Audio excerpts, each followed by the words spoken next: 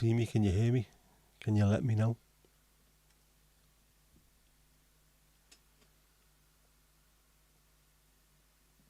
Is there anybody there?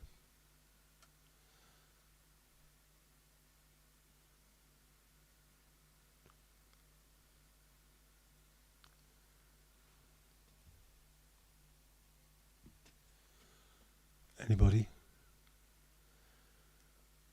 I'll just assume that it's working, right? Even though it's being a pain in the ass. Nice hat. I'm assuming that means you can see me. Can you hear me though? That's more importantly.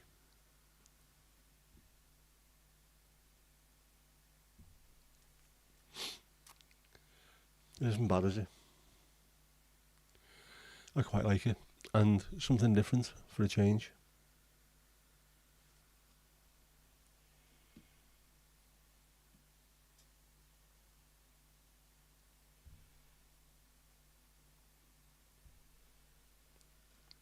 Right.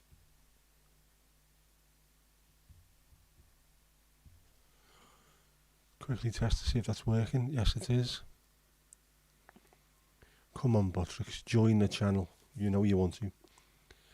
Unfortunately, loud and clear. John Kennedy. Fair enough. Oh, you have to excuse me. I am melting. For ages, this room has been freezing cold. And then the other day, I seen something on the turny-offy stuff, the turny-offy knobs. And I messed around with them. I didn't press buttons. I twiddled knobs. And now there's a radiator working that wasn't working. And it is absolutely roasting in here now. In fact,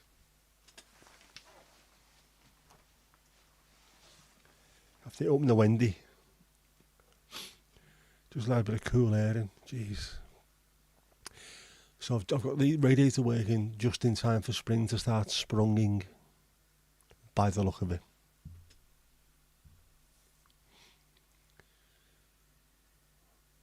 Which is lovely. Although I went out yesterday and it was lovely.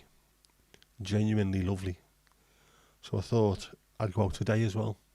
And it wasn't so lovely, as the videos will show. It was very windy and very, very cold.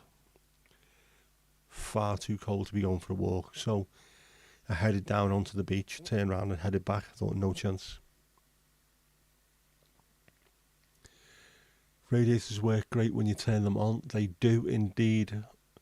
This one though, you have to turn off.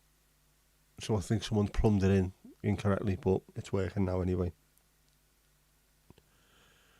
Hang on, see if this works as well. I'm just going to throw some links out onto other socials because I'm just like that.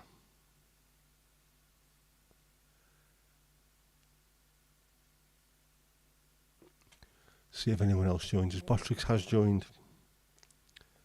And about time too.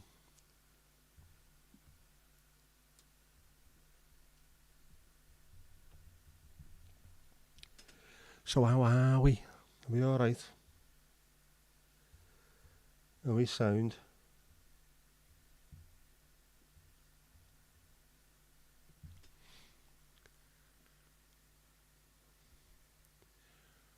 No numbers on the twisty bit.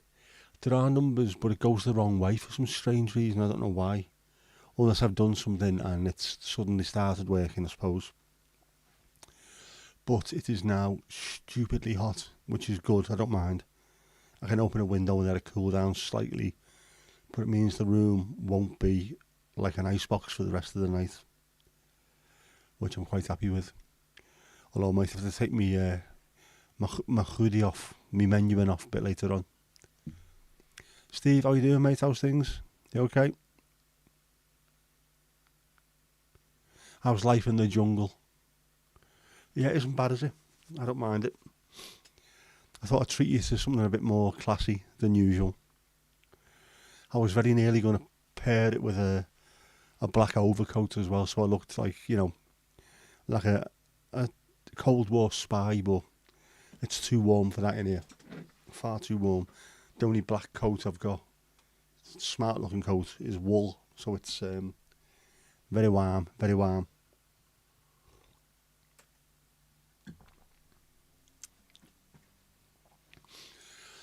I don't know why, but I felt like I've been running around for the last 5 minutes trying to get ready for this, and I haven't. Everything's been done for ages. Just the last 5 minutes has been a bit hectic. I had to go and do my blood pressure. I handed in my sheet on yesterday. No, on Friday I handed my sheet in to the doctor. So I'm going to find out whether or not my brain is going to explode again anytime soon, but I doubt it. I think I'll be alright. I think. It seemed to calm down. It's been a little bit above where it should be recently. But a week of checking it twice a day, every day, sound.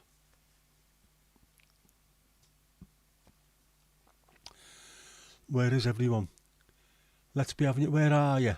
Where are you? Let's be having you. I don't know. No idea, mate. They could be anywhere. I'm sure everyone will turn up at some point.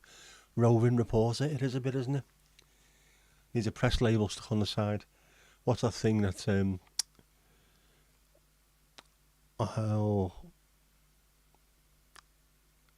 thingy, would I lie to you? Bob Mortimer was talking about when his house burnt down, and he was talking about the stuff that the reporters Scoop McLean with the thing in the side. I have to do that.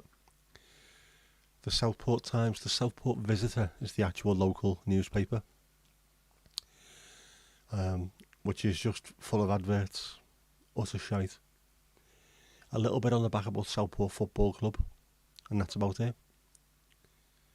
It's much better when we first moved here. There was actual news in there. Whereas now, no. It was nice being out the last couple of days though.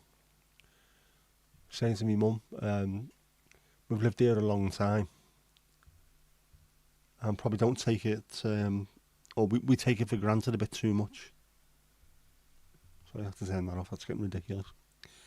And don't realise how pretty it is. So when I went out the other day and drove up the coast road through the sand dunes with the sun behind me, I thought, you know what, this is a really nice town I live in. Which is also why I went down to the beach today. I thought I'll have a wander down there. I need to go for a walk, so I'll walk up and down, I think. But like I say, when I got there it was just too cold and it was too windy. Which would be alright if I was feeling okay. But having one arm and half a leg, or one arm and half a leg missing, it's not good. But, you know, it's sort of reinvigorated me slightly in as much as I want to get out there and show a little bit of what Southport's like. I don't suppose it's the kind of place that people know too much about, and it is really nice. I also want to go up on Parbold Hill, which is not far from Wigan, and have a look down over Liverpool and Ormskirk and places like that. Apparently the views are fantastic.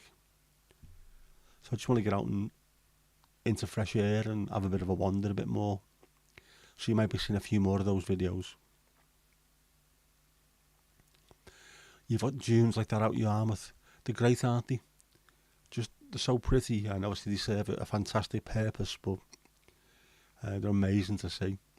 And as a kid, used to play on them, run to the top and jump down without hurting yourself. You can't do that now, obviously, because there's too many doggers hanging round. Ainsdale is famous for it. Very famous. But very pretty. I haven't walked on the beach for 20 odd years, despite the fact that I live here. And at one point, we lived within sight of the beach, and I still never went on there. Too busy going to the pub, I suppose. But yeah, I think I'm going to start getting out. Formby Pinewoods, Formby Beach, Formby Point, all around there. Some of the places, like I say, Parbold Hill, not far from Wigan, which is quite nice. And then there's a few places. I suppose I could go as far as the Trough of Bowland and Bowland Foresty place, which is really nice. You know, like the dunes of Black Rock Sands. Black Rock Sands is really famous, isn't it? Beloved of cars. Lots of car people go there. I think Top Gear went, and a lot of the YouTube car people go there because you can drive on it. I think there's only a handful of beaches where you can actually drive. Southport is one of them. Black Rock Sands is another one. I think there might be another one in Wales as well. And I think there's a couple down south, West Country. Shifting Metal, the YouTube channel, is down in Barrow, near Weston-super-Mare, I think it is. They can drive on the beach there as well, which looks really nice. Yeah, Black Rock Sands, famous, very, very nice. Hemsby is disappearing into the sea at an alarming rate. Isn't a huge stretch of the east coast. Lots of it from where you are up to Scarborough, Whitby and places like that. Just loads of it is crumbling into the North Sea. It's scary. And at the same time, like I've seen on my video today, Southport is flat. We haven't got like cliffs or anything, it's just completely flat. The sea doesn't come in like it used to, apart from when it's high tides, like spring and winter high tides. But there's loads of silt, so is the country going to start collapsing on the east and getting bigger and bigger on the west? Is that the way? Will we eventually just join up with Ireland? It's very strange. I don't suppose there's anything they can do, can they, about the likes of Hemsby, if it's dropping into the sea? You can't put scaffolding round it. Mother Nature is Mother Nature. Is that where the RAF land on the beach? Ah. Not when you were there, right? I suppose the RAF isn't too far away from there though, is it? There's plenty of action around North Wales with the RAF, so I'm sure they will use stuff like that. Yeah, Southport, I mentioned that in the video as well. There used to be planes taking off and landing from Southport. It was a proper old-fashioned strip, which is very nice. And also the pier. That pier that was in my video, Southport Pier. Charlie Chaplin appeared on the end of that Southport Pier. Back in the days where they used to have entertainment down there. Your actual Charlie Chaplin. It's quite a famous thing. It's closed at the moment, which is a shame. Once it reopens, it's having remedial work done on it. Once it does, I think I might go down there, take the video camera with me and just show you around because it's really nice. And I'll try and sort it out so it's a day where there's actual water, actual sea. I need to prove to myself as well that I do live near the seaside as opposed to just living near the side. The south is sinking at about 5 millimetres a year. It's crazy, isn't it? This is Mother Nature in action. We think we're sound. We think we own the place. We think we run the whole planet. The planet runs the planet, mate. That's why the giant ocean conveyor is grinding to a halt. And when it does, the seas will become a barren wasteland and we'll all be completely knackered. Saf, greetings and salutations back at you, mate. How you doing? Everything good?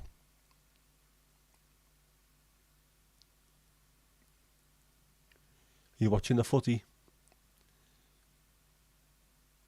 Or is it one of those that you can't be asked watching this now that you're out?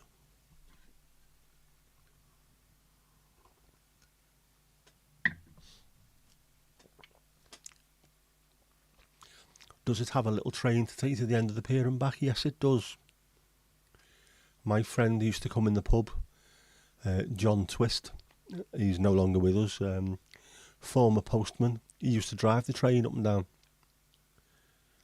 He looked a bit like, you remember the teacher in the Bash Street Kids in the Beano?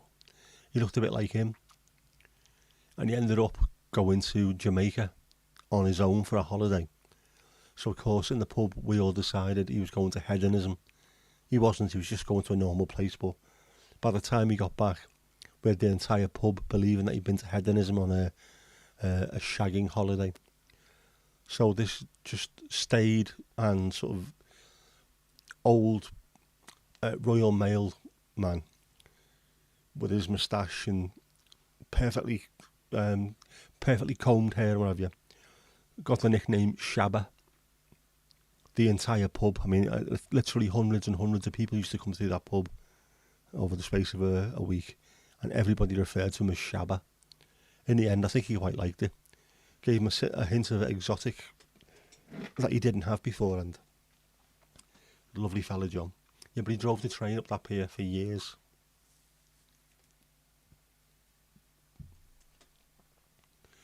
Hopefully it'll be fixed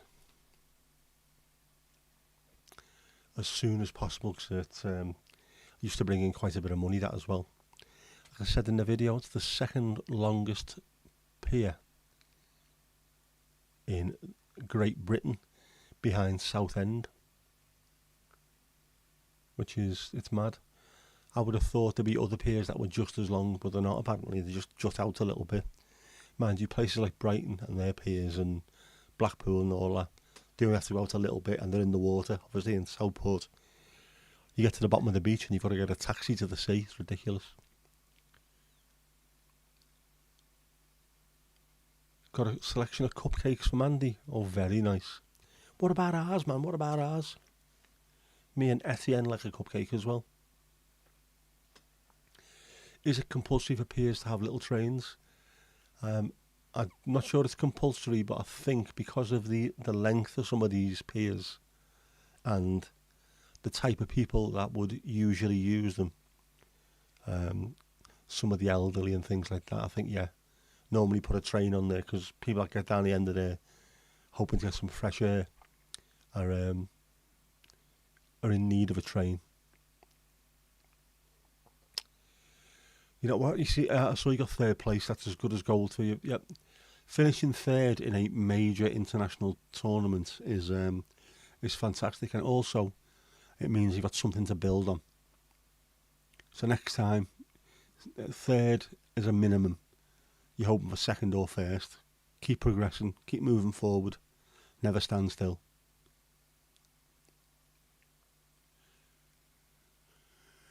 Good point, Steve. Perhaps Hadvik had a heavy night chasing young men while dressed as an old lady, which will get her in the habit and get her used to what is to come in a few years' time. Say a few years' time, I mean a good few years' time, obviously.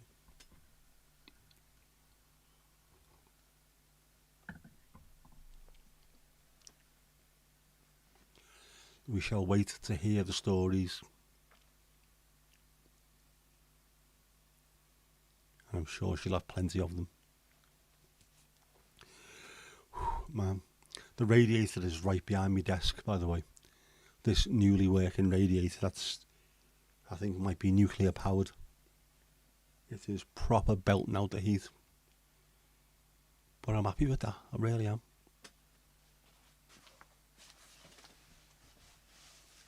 I'll open the window a bit more, obviously.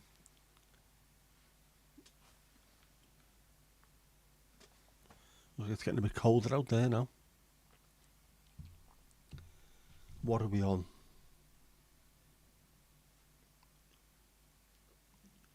I'm not going to go full on Spencer and do the entire country, but 7 degrees Celsius. Feels like 3. I'll settle for that. Yep, I will settle for that. Let's have a look. Not too windy either. And my daughter is on half term. She was last week and is the week coming. She did a placement block week last week, so I had to take her every morning and pick her up every afternoon. But she is just off college for a week. I get loads of lie-ins.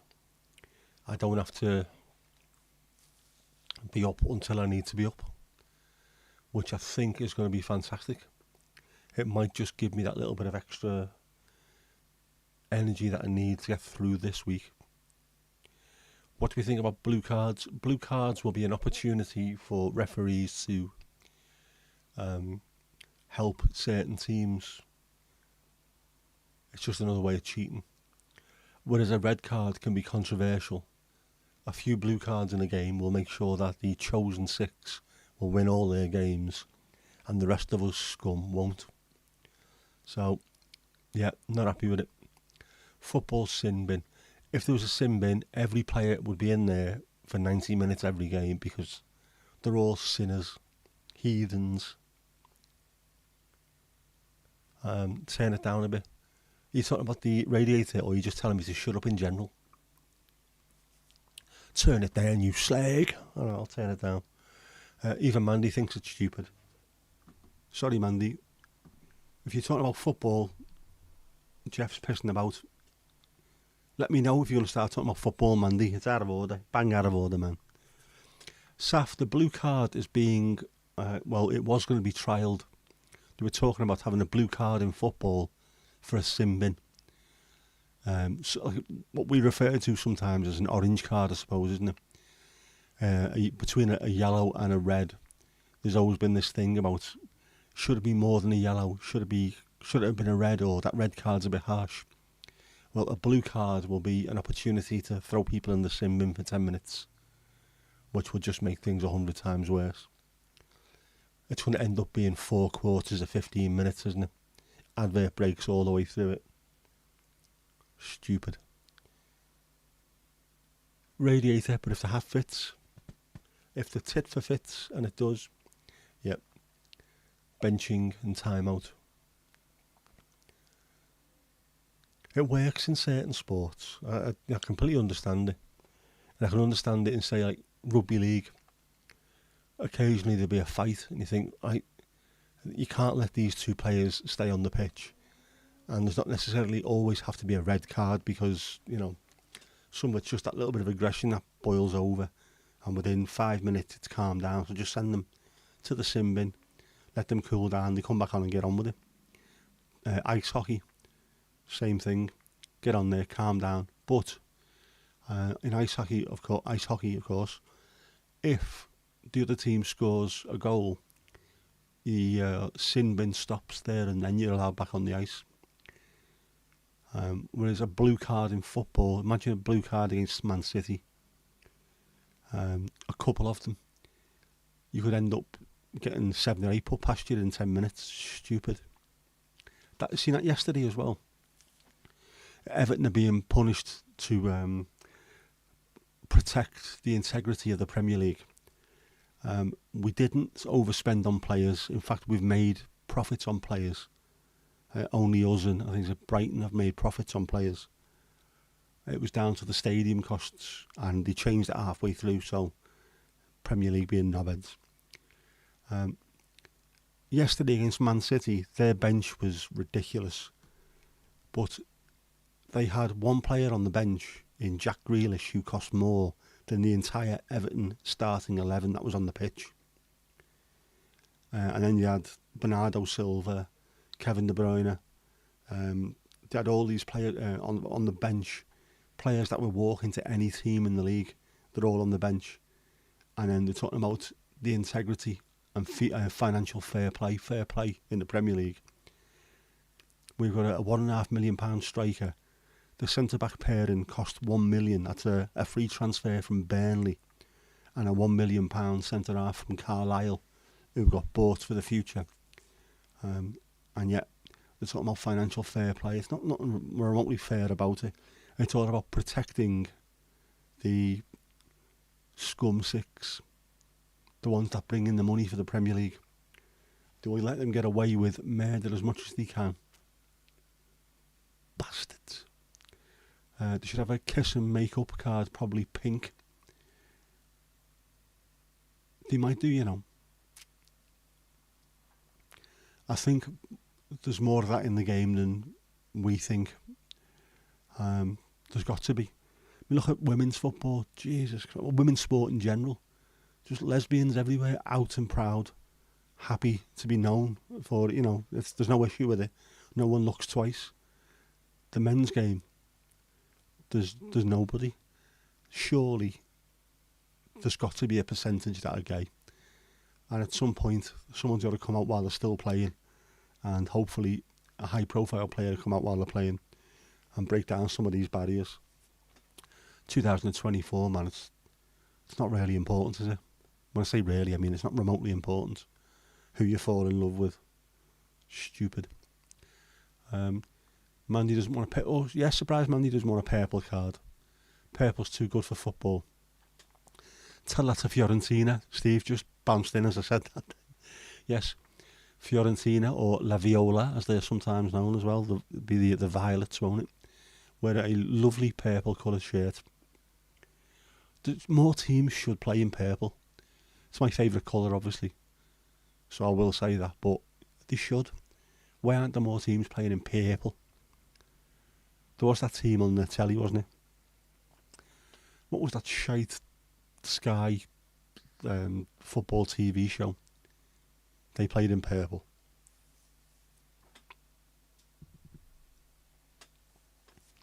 What was it called? The team was called Harchester United. The reason why they played in purple is because all the football was taken from Premier League games, so they could mix red and blue and make purple, so they could have Man United, Liverpool, Everton, City, anyone like that, and just slightly colour change the kits, and it all looked like Harchester United. What was the name of that stupid bloody... I want to see this now. It's pissing me off. Dream Team, that was it, Dream Team. Absolute bollocks. Mandy, why would you know that? I don't know. There's loads of things people know that they wouldn't really, or they shouldn't know. But they know, you know. I know loads of things that really I shouldn't know. Like all those classified secrets that I've been selling to the Russians. I shouldn't say that considering where I work. Just been watching a spy thing on the telly before I jumped on this. So it's in my mind at the moment. I love all the Cold War shit. And let's face it, I don't really care about Britain or England. But even so, there's no way I'd be selling secrets to a foreign state. Just not done, man.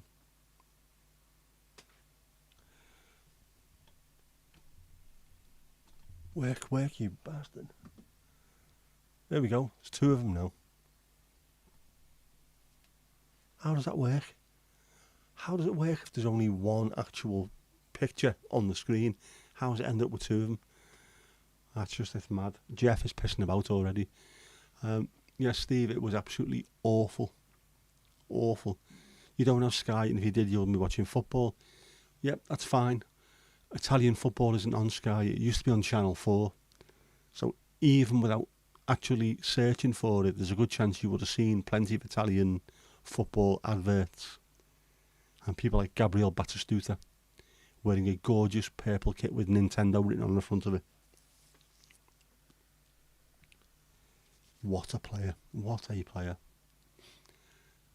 An army of wolfies, a pack of wolfies. I need to add music or something to that, don't I? Or some sound effects. I need to get free tooting every time I press that. Although saying that, this stream is hectic enough, isn't it, with Jeff pissing around and me pressing buttons. No es bueno, man. No es bueno.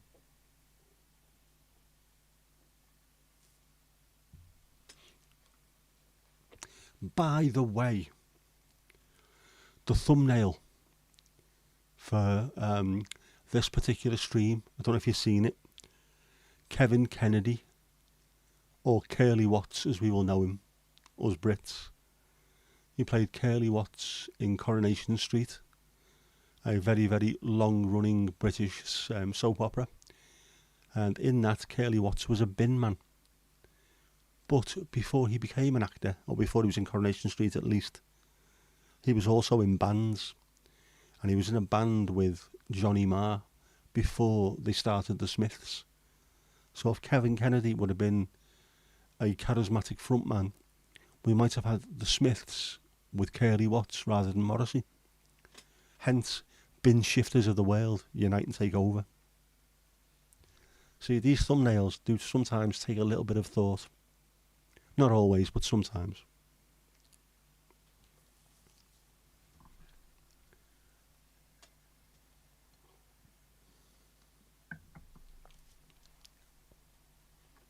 Yes, Mandy would like Batigol.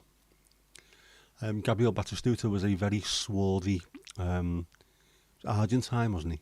I think. Yeah. Long, flowing locks, very handsome. I think you'd like him. Looks a bit rock starish. Eddie Yates. Eddie Yates was on Up Pompeii last week. Geoffrey Hughes, good Scouse fella, good Scouser. Twiggy from the royal family.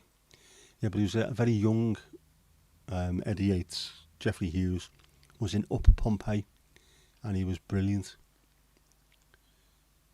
Up Pompeii is getting better and better all the time, by the way. Every time I watch it, it gets funnier. We need something like that again. We need more Frankie Howard. Find the next Frankie Howard, and it's not David fucking Williams. Before any media types decide to get in the chat. The brain boggles. Mine always does, Steve. The Fiorentina kit with the German symbol was epic. I've never seen that one. That particular symbol, of course, is also a very, very popular symbol in Hinduism, isn't it? Oh, hello. The sky's just collapsed. Starting to rain, man. Yep, it's a good luck symbol for Hindus. And now, all of a sudden, wherever it's seen, all people can think about is atrocities. It's not good for Hindus, is it?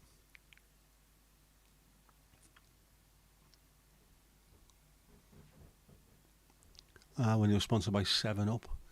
I seem to vaguely remember that, but whenever I hear Fiorentina, straight away I think of Nintendo. Strange, but there you go. I do like a Fiorentina kit. I also like a Sampdoria kit, especially the old school ones. We need more old school kits. Just making sure the moon was on there.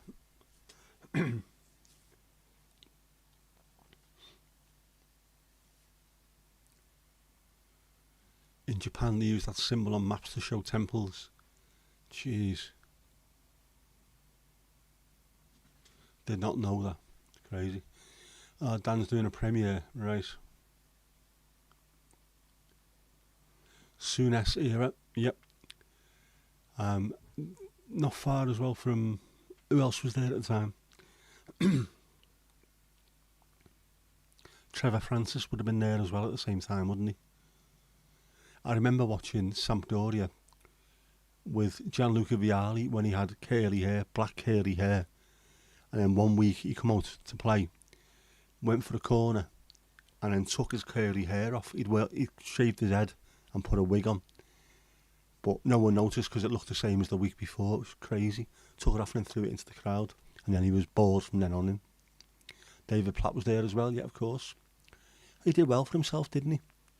Went to Bari, which everyone looked at and thought, what on earth is he going there for? Who are they? And it ended up playing for Juve and for Samp. Bring back collars on footy kits and laces at the front. I know.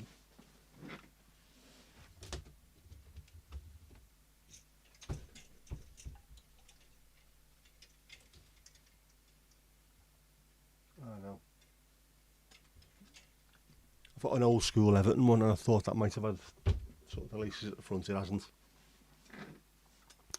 Yeah, the Cantona shirt. There was a few of them, didn't he? They went through a stage of having the same things. Ipswich had one, didn't he?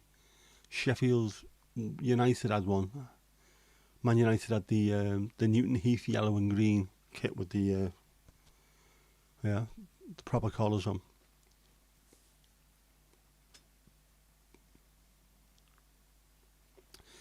Laces on the front like a corset, very much so.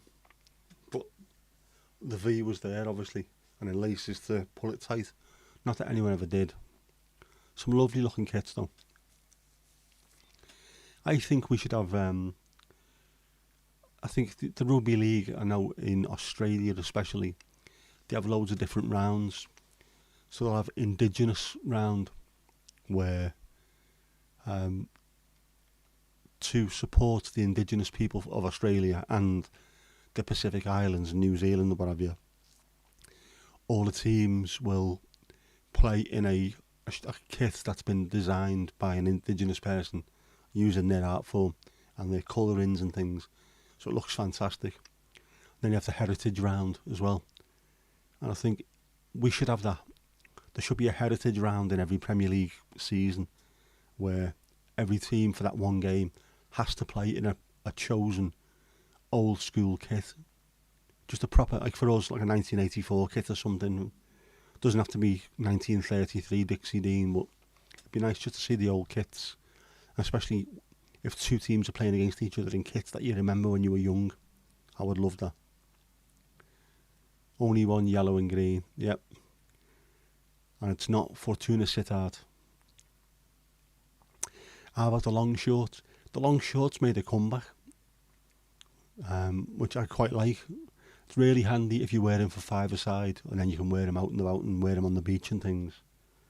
The shorts are still definitely longer than they used to be. If you watch Everton, the greatest Everton team I've seen in 84, 85, 86, 87, were wearing shorts that you couldn't wear nowadays because you would get arrested for indecent exposure. Nothing left to the imagination. It's like hot pants. Ridiculous. Hot pants look alright on Kylie Minogue. Not quite the same on Kevin Ratcliffe. But there you go.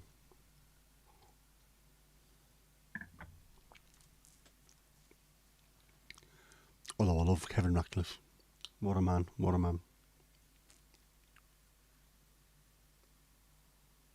We had a Boss pair of shorts years and years ago. We're going back to the 90s.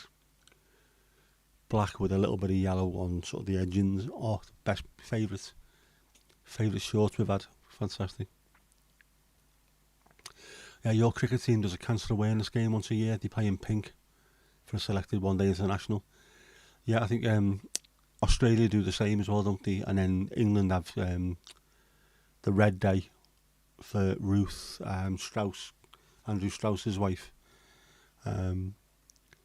It's nice when you can get teams who are doing that who rarely can. If the entire crowd, you got 20 to 30,000 people in a cricket stadium all wearing pink, some item of pink or red or blue, whatever they're wearing, it's really nice.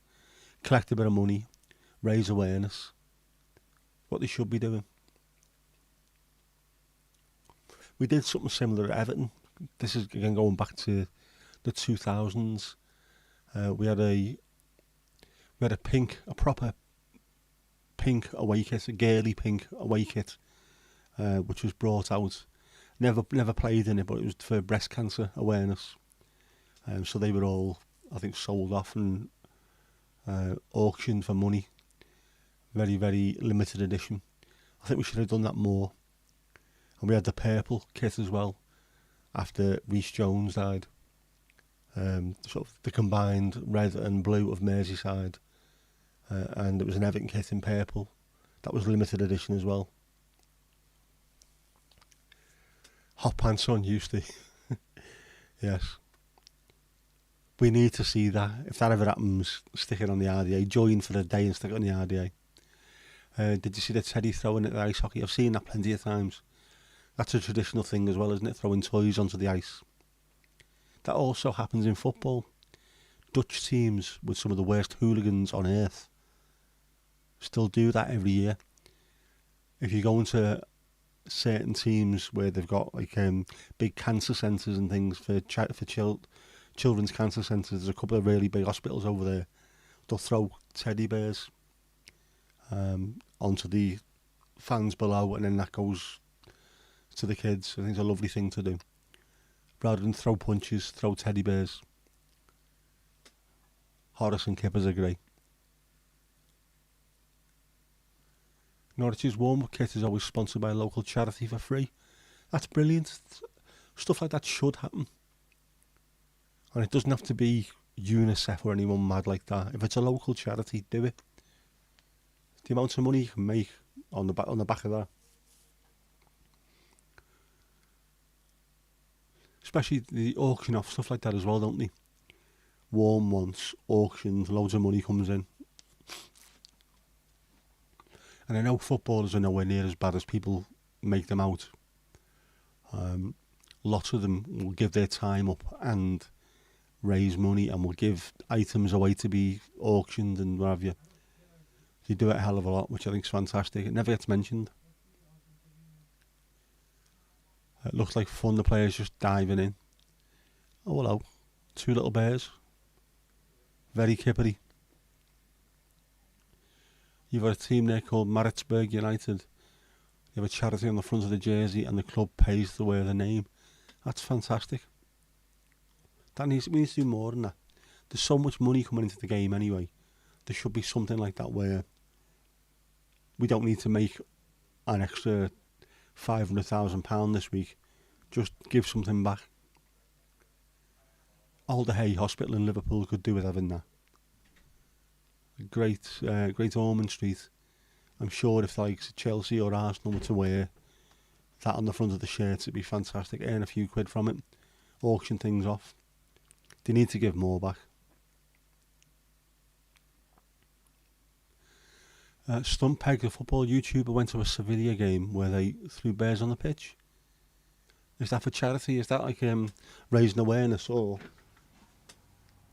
is that the same as throwing tennis balls on the pitch at Reading games? That's nice, that, though, isn't it? Again, show that football fans as well, they're not all brainless, horrible idiots. Some of them can be quite nice.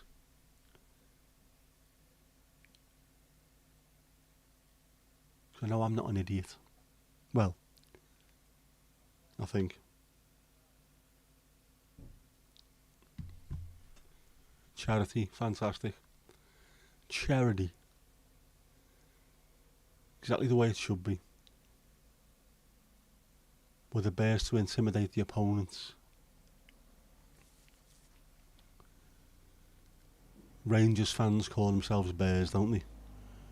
And then not knowing that a bear, of course, is a very cuddly gay man. Very strange. Seem very proud of it, while at the same time a lot of them being very homophobic, which is a nice juxtaposition, isn't it, in life? Feckin' idiots.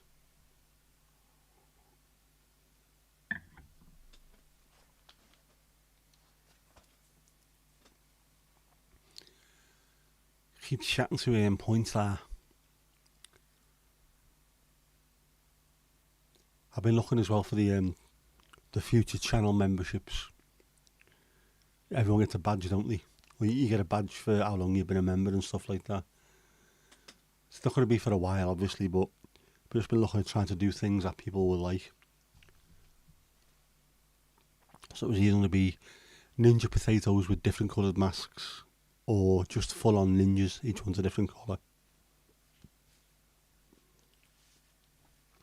Unfortunately, I'm shit at drawing. Steve, you in hot pants, you might look like a bear. Could be a future in it, mate. Could make a few quid out of that. The world is still outside, yes, there's noise out there as well. I'm just making sure no one's smashing up my whip. I only got it cleaned on Friday. No, it wasn't Friday, it was Saturday, it was yesterday. I am losing all track of day and time. It's just stupid. That's 2 days where I've had to lie in, and then I've got no idea what day and what time it is. Plus I'm old. And explodey brain and stuff like that. Yeah, lovely and clean. Fantastically clean. It's boss as well, the car wash that I go to. Used to be Eastern Europeans that were there, and then I think got took over by, I don't know if they're Albanian or Turkish or something. And now there's some African lads working with them as well, and they've got a young lad. Must only be about 11 or 12, and he helps out with the car wash. He's absolutely brilliant as well. Every time I go there, he's there. I hope to paying him. Always getting decent money, not just a little pocket money. He does now put a shift in. The sound fellas though. One of those ones where everyone calls you boss. Don't call me boss. You're the ones that own the company. You're the boss.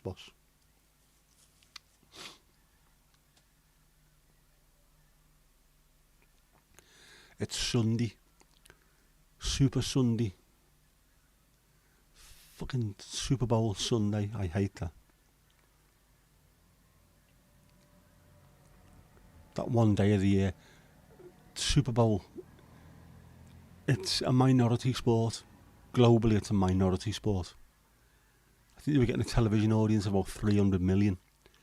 Man United versus Liverpool gets a audience of just under 1 billion. You know what I mean? Put things into perspective. They genuinely think the entire world's watching, and they're not. But Twitter is an absolute bin fire. All year long, you've got people from like Rochdale and things saying, support your local football team, don't be glory hunting. And then all of a sudden, on Super Bowl Sunday, they've got this deep affiliation for the Minnesota Shrivel Dicks, whoever's playing. It's ridiculous. Absolutely ridiculous. Not for you. It hurts too much when you push one out, let alone something going in. Yep. You're a sword, not a scabbard.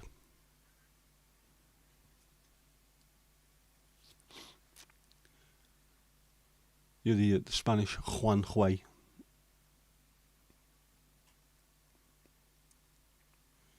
Yeah, the Yanks don't believe it when you tell them.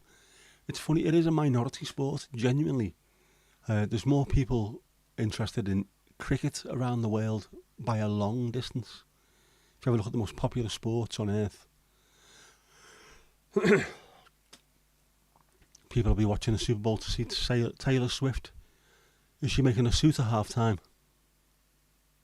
Against the clock.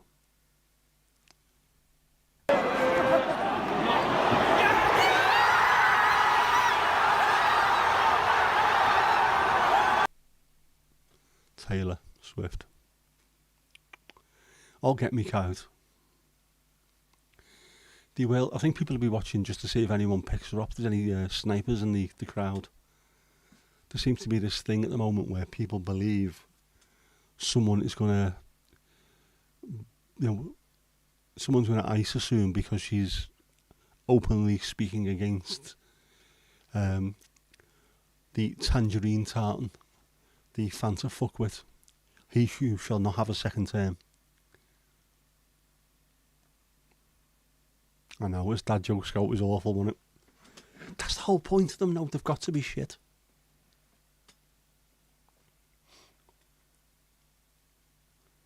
I was saying this earlier on Twitter, or X, whatever you want to call it this week, about how bloody awful it is. It's a game of 4 quarters. Each quarter is 15 minutes long. That would take an hour, wouldn't it? It takes 4 hours. 4 hours of your life gone. Watching people on steroids who are too shithouse to bang into each other about helmets on. Crying. Lovely, years ago, back in the 80s I think it was, or 90s, one or the other, there was going to be a couple of games between a rugby league team and an NFL team. I think it was St. Helens and it was the New York Jets. So St. Helens went to New York to play an exhibition game, and all the New York Jets were there watching, and they saw that and went, where's the helmets, where's the padding? They don't wear them. Well, fuck that, we are not playing against them, they are lunatics. And the game just got cancelled straight away. They wouldn't have anything to do with it, wouldn't consider not playing without padding. Little shitbags. They had shop owners in the area organise a street cricket game. Shops against shops, it was fantastic. Bangladeshis versus Indians. The Pakistani cell phone repair guys also joined in. That's what you like to see. That's exactly how it should be.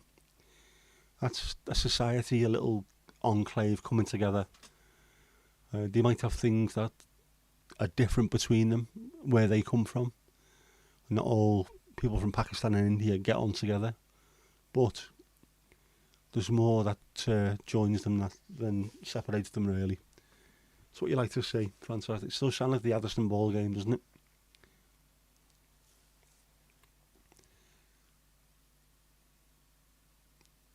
The NFL stopped it because they're afraid that would make them look soft, well and truly. And it would, because the rugby lads are proper hard men. Occasionally you might see one with a little bit of a strapping on the shoulder because it fell off the week before. It's mental. But yeah, and this lad on Twitter, you'll be having a sneaky look at the results in the morning, won't you? No, genuinely don't care. I'll wait for whoever's crowned world champions. World champions. You've won your domestic league. Well done, lads.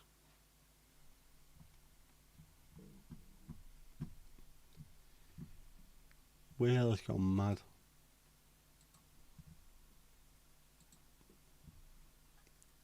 Organised chaos. Sounds like every day that. Sounds like my life.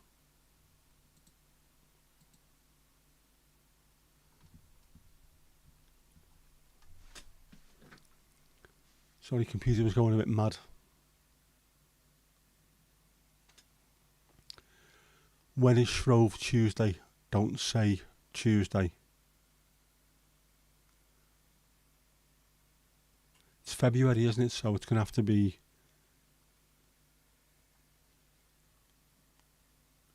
this week or the week after, won't it? On the day that happens before Wednesday.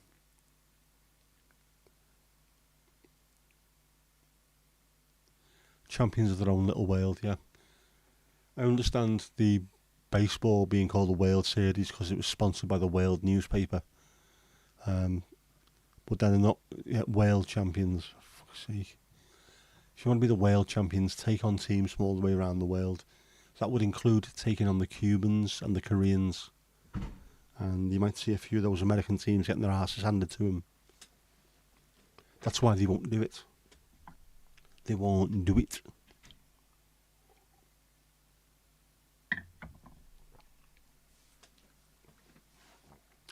Is it this Tuesday?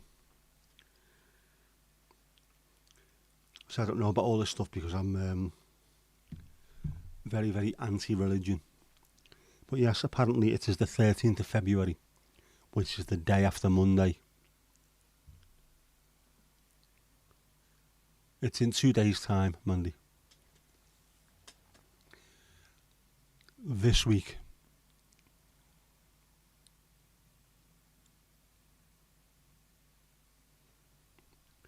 You're making us all pancakes, are you?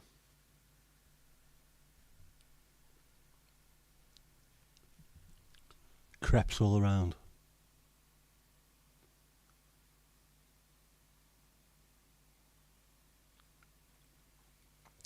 Chiefs will romp it, thanks to Mr. Swift. Someone said that they reckon he's going to propose, isn't he? Propose on the halfway line. US basketball got torn a new one at the FIBA Basketball World Cup recently. Yep. Who was it who beat them? Someone really random beat them, and it was chaos. They barely won a coin toss. You don't eat pancakes. What's wrong with you? What's wrong with you, man? Are we alright with the blue in the background, or fancy a bit of green? It's a bit harsh, that, isn't it? Red.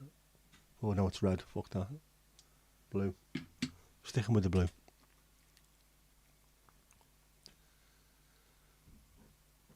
I mean, nothing religious about the ball game. There is, because God and Jesus are on the side of every other person that's on that them teams. I always love that. I'd like to thank God and thank Jesus. What? Were they in your side? That's worse than doping, if you've got Jesus and God behind you. And do they actually take sides? I mean, actual sides. Yellow and green. Do you know what, Steve? I will do yellow and green for you for the next one. But I'll have to work it out because it's got red, green and blue, but to get the yellow I would have to start trying to work out the RGB. I'd have to separate them as well because they work on the same Ujima flip, unfortunately. Yeah, you pretend that's Sheffield Wednesday blue. Yeah, that's fine. Blue with a white moon in the middle, sort of stripy.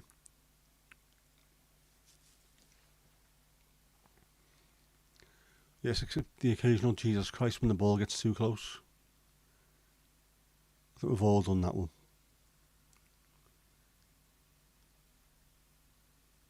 Or when the ball gets very, very close. When you get hit in the area that should not be hitting. I had that a few times playing footy. Oh my word. What can they do? The physio can't come on and fix you. Where's it hurting? Me bollocks. There's the sponge, you're on your own. Not much else you can do.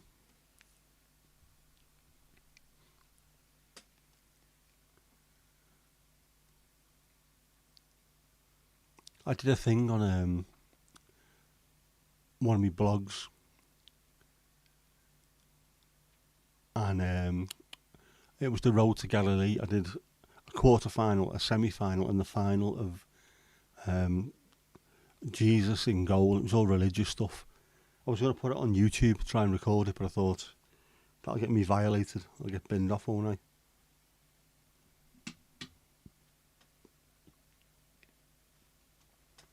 Yeah, I suppose that looks a little bit yellowy, doesn't it? Is that okay for you?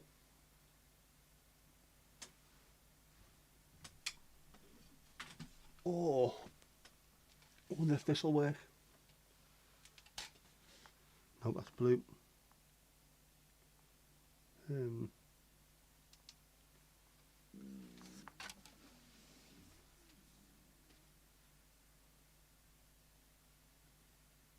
will fall over, I know it.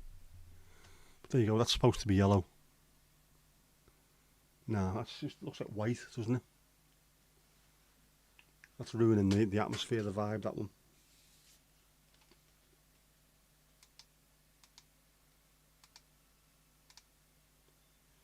It's too bright. Too darn bright.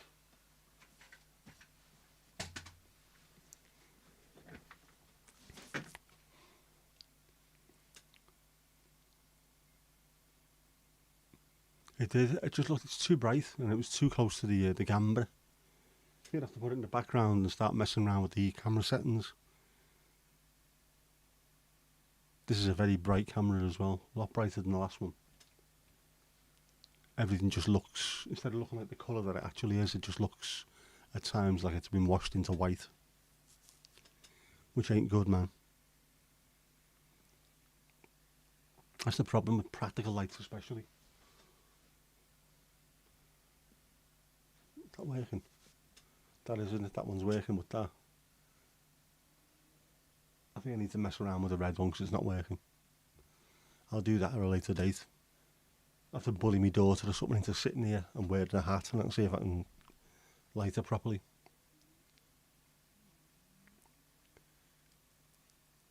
Yeah, we head into Carrow Road. What's Carrow Road? It is a novel by Ian Banks, if you've got a speech impediment. That was the Crow Road, wasn't it? Yes, Carrow Road is the home of Norwich, the Canaries.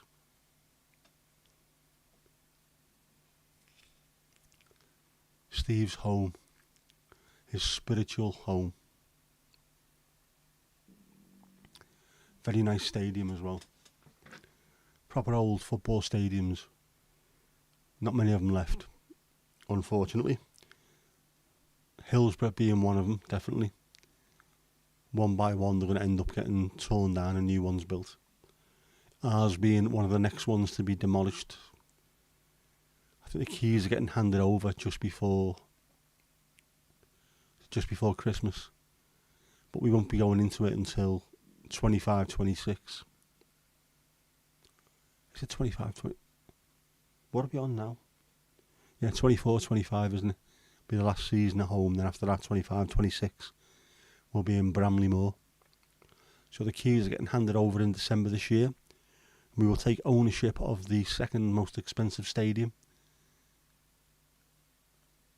behind Spurs, not including Wembley, obviously. That's a national stadium. That does explain it. Why does everyone hate Millwall? Because their fans are absolute knobheads. I would have a slight grudging admiration for Millwall, apart from the fact that every time we play them, there's knives and all kinds of stuff. They're just horrible. You can't have kids going to a game and witnessing the kind of shit that they come up with. And it's funny, they're always bullies when they're home. As soon as they travel outside London, they're as meek as mice. And of course, Everton being a massive team, whenever we play them at their place, take a lot of people with us, and we don't back down from them. So there's always absolute bedlam and murder there. Stupid. Quite a few of the lads got arrested the last time we played them. There was stuff on TV, the news, people getting slashed, stabbed and all kinds of stuff.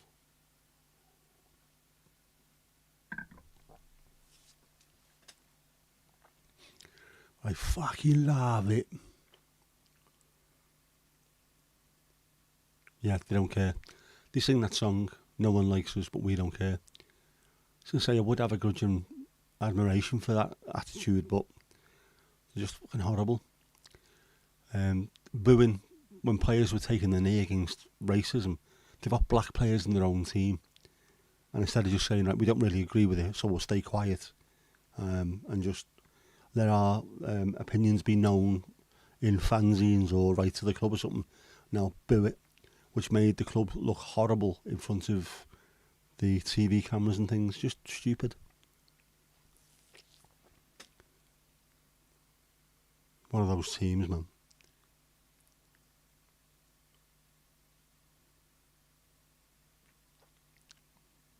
He played today, didn't he? At Coventry. Decent game now. Although the best game of the weekend, sorry Steve, was Ipswich against West Brom. Jeez, what a game that was. Absolutely incredible. You know it's been a good game when both sets of players, people have fallen to the ground at the final whistle because they've got absolutely nothing left. You know it's been a decent game. Fair play to them. It's a London thing, yeah. There's too many flat caps as well. I mean, I've got flat caps, but you don't need the entire crowd wearing flat caps and pretending that there's some kind of hooligans. Just grow up. As fellas in the 50s, just young lads in the 20s are going to absolutely iron you out. Behave yourself. Pick a card, any card. Keep it in your memory. Now sign your soul over to me, Jeff. Jeff. What are you doing, man? Man, he's decided to start singing Motorhead songs. Obviously. Question answered, yes. They're a disagreeable set of fans. So other teams' fans don't like them. Flat caps and Fred Perry shirts everywhere. Just that's what you sell outside. Instead of half and half scarves, flat caps and Fred Perry shirts in case you forget yours on the way there. Mad thing, fam. Well, seeing as though Jeff has just jumped up, let's go and have a look.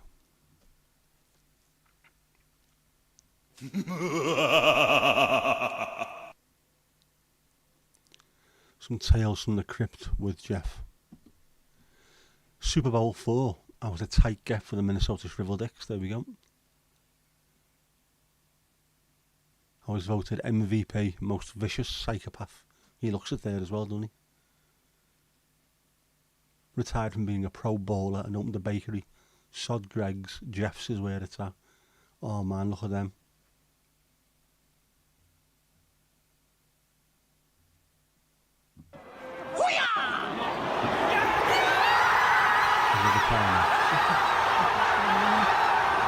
He doesn't shoot, he doesn't score, it's over and done with. Jeff, stop touching buttons. It's like Kaiser Chiefs fans there, yeah. Every country has got at least one team where the fans are absolutely hated. In England, we've got loads of them. Because we've got that many teams, there's loads whose fans are absolutely despised by everyone else. Ali, how you doing? How's things? Good to see you. Oh, by the way, the Q&A with Jeff, I haven't forgotten about it. I've just got to go back through the video last time when I get a chance to see what questions have been asked. Because I'm going to do a thing. A thing is going to be done. It's going to be a thing. Have I told you? It's going to be a thing. Deviled egg sandwiches.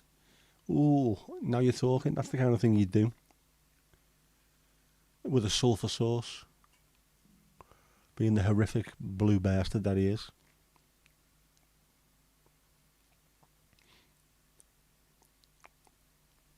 All doing good, happy days. Oh, these lights are doing my eyes in. On top of the heat. Mad, isn't it? I'm not going to moan though. I remember like last year I was sat here trying to do my work and I was freezing to bits.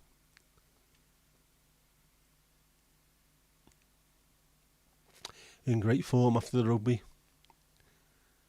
Did Ireland win? I've not looked. My rugby doesn't start until Thursday. In fact, it was our first game. I think it's Hull.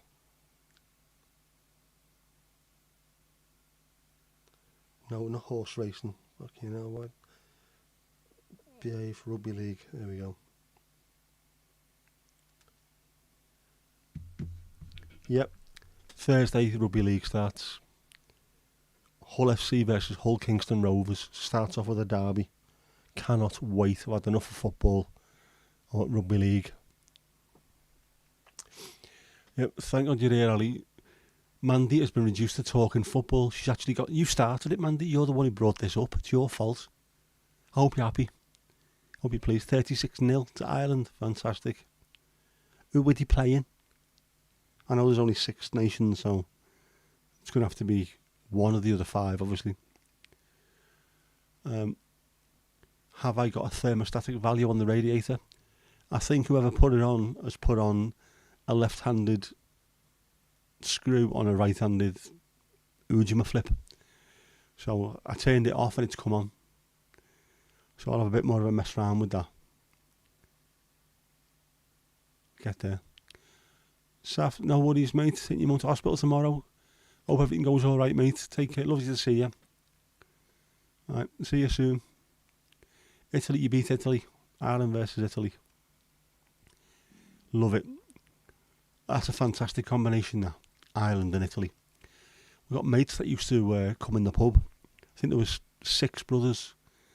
I think the dad was Italian and the mum was Irish. So we've got like Vincenzo and Patrick. It's just a proper half and half, all with an Italian surname. Pasta and Guinness. Fucking heavy that though, isn't it? I'd do that though. You did not. Steve mentioned the blue card thingy first, and you were right in there then. Wanting to know more and more about football. You're insatiable, Mandy. You're insatiable for footy. In fact, put that back on. Jeff, what are you... I am going to volley Jeff everywhere when I catch him.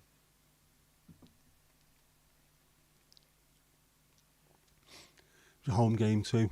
Good stuff. Is that the 3 Arena, is it? In Dublin? That's a lovely stadium, if it is that one. You've got very broad shoulders. Is right, Steve. We can carry it on. We can carry it, can't we? Am I doing rugby watch-alongs? I'm not sure how much of a niche audience would come and watch Rugby League with me, but there you go. I certainly wouldn't do rugby union because I'd rather watch paint dry. Just not my game at all. I tried watching it and I woke up a few years later thinking, nah, you're right. Get a young lad on singing Ireland's Call. He's only 7 or 8. Wouldn't be Ginger by any chance, would he? The Aviva Stadium. Right. Yeah. Oh, it's the Three Arena, isn't it? The music arena. It's Aviva is the stadium. Looks lovely, that. Very, very nice, big stadium. Not been there though. Just seen it.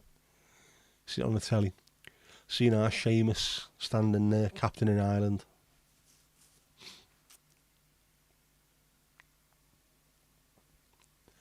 Nope, you're not all gingers. I'm only asking that because there was a clip, I think it was a TikTok clip of a girl singing. I think singing Hosier. Take me to church, and she had a little ginger lad with him. I'm sure they were Irish, and the whole world's going mad over them. And I moaned about it. Obviously, I moaned about it. Thomas, how you doing, mate? Still traumatised from school rugby. We had one game of rugby in our school. One. We used to play football all the time. We had one game of rugby league, and there was just fighting going on constantly. And the teacher, Mr. Dietz, said, "Oh, fuck this, no. Footy, we're never playing that again." And then we tried cricket during the summer, and we had an Indian lad who was from Canada. His mum and dad were Indian. I think he was brought up in Canada, so we thought he wouldn't have a clue about cricket. Turns out he could bowl about 98 mile an hour. When you're about 14 or 15, you don't need a cricket ball whizzing past your head at almost 100 mile an hour. So that was binned off as well, and we went back to playing footy all year round. Much better. Yeah, that I had to go with it. That's that music on Twitter as well. It's that kind of singing that I can't stand. It's the homogenisation of music that I hate. Simon Cowell loves it. They want everything to sound exactly the same, and I despise it. Just have your own voice, don't sound like every other bastard. And then I started whinging about it because we all know what the algorithm is, don't we? Spotify's got one, YouTube's got one. And when I listen to Spotify, and I've been listening to for years, I've got all these fantastic music that I listen to and playlists that I listen to all the time. The algorithm knows me inside out. It knows me perfectly. It started producing songs that I'd never heard of before. And it's a bit like, well, Saf's not here, but it's like a crystal clear fish tank with little fish getting dropped in for you to watch. It's beautiful, it's clear, it's calming. Everything that they suggested was perfect. And then someone sends you a message on WhatsApp or on Twitter or something with a link, and you click on it, and it's utter garbage, and it's like dropping a turd into your fish tank. And then straight away, the Spotify algorithm decides to jump up and go, "Oh, we see you like turds in fish tanks. Have you heard the new Ed Sheeran song? You know, stop sending me this rubbish." Same with YouTube. It's now suggesting stuff that I don't really want to see. I like my own stuff, obviously. But yeah, hate it. The algorithm. Footy and cricket for you at school. Us northern lads, cricket wasn't a major thing, which is why, if you ever watched Freddie Flintoff's Field of Dreams, where he goes back to Preston, where he was from, and tries to get all these young lads off the street to stop being little dickheads and start playing cricket instead. It's really good. But no one really played cricket. In the north, it's all just football or rugby league, so you're gonna struggle to find anyone who's playing cricket. There's a few. There's a lad who plays for England now in Lancashire, who's from Ormskirk. Big Evertonian as well, Tom Hartley. But there's very few and far between. Most of them is footy or rugby league. Your hatred of sport started at school with hockey and netball, Mandy. Yeah, not surprised. Hockey would be horrific. How are your ankles? Are they all right?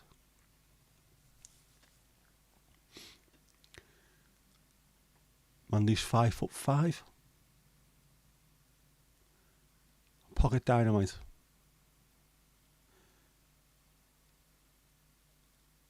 You had hurling. What's that? Camoage in primary school. Hockey and basketball. I think the girls only in our school only ever did. I think it was netball, a little bit of hockey, and then rounders. That was it. School sports were horrible. And where I played, all my sport in school doesn't exist anymore. It's now all houses, obviously. Yeah, the Flintoff programme was fantastic, wasn't it? The lad, the Afghanistan lad, he's in the Lancashire. He was in the youth team, wasn't he? He's working his way up. Great to see that. Made his way all the way over here in the back of lorries and things like that. And rather than just be a pain in the arse, he's worked really hard to get where he is, and he's doing well for Lancashire. I hope he makes it into the first team. I'd love to see that. And he just turned up from nowhere, didn't he? Brilliant. Kamoji. Alright. Fucking Irish language, man. I'm with Lee Mack on this. Irish, and also Mandy, you're not getting away with this. Fucking Welsh as well. I can't deal with them. I know German, I know Spanish, I know Dutch, I can understand them. Russian, Chinese, Japanese, and Irish, Welsh, just beyond me. One day I might get it.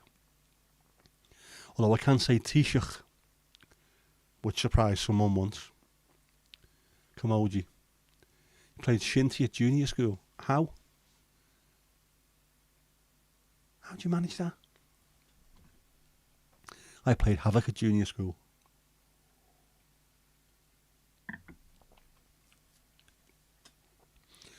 Although my first school was my little junior school was in Wrexham. The G is pronounced like Lee, but with a G. Gee. Right, I know what. Yeah. Camogie. Sure, you know what a gay is as well, by the way.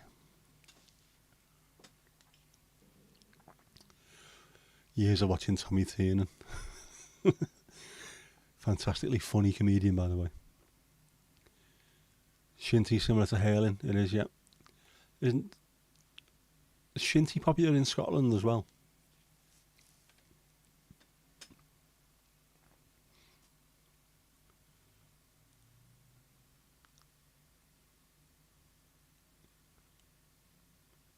There's BBC Alba. I've seen that. It's a Sky Channel BBC in Scottish Gaelic. They have stuff like that on there, don't they? Shinty and caber tossing. And then they have football on as well, and they do all the pitch side interviews in Gaelic, and then the commentators in English. And they've normally got a summariser with him from Northern Ireland or something. That's mad. I pronounced it very well, Camogie.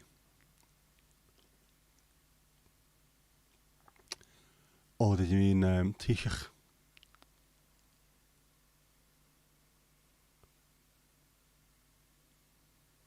It's just a silent L, but you breathe out like a hissy cat sound without the S. What? Mandy, are you on the theme of the ear again? You can't say that's it. You couldn't have that in it, please, sir, could you? With some random foreigner. It's just a silent L, but you breathe out like a hissy cat sound without the S. Doing what? What are you on about? Mr. Brown wants to go to the station. Like a hissy cat. More hissy cat. Give me more hissy cat.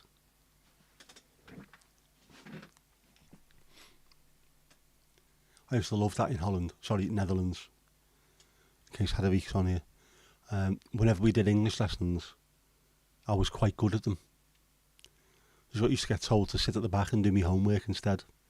So I'd do like a week's homework in the back of the class. Mr. Brown wants to go to the station. Repeat after me. Mr. Brown wants to go on the rally. What?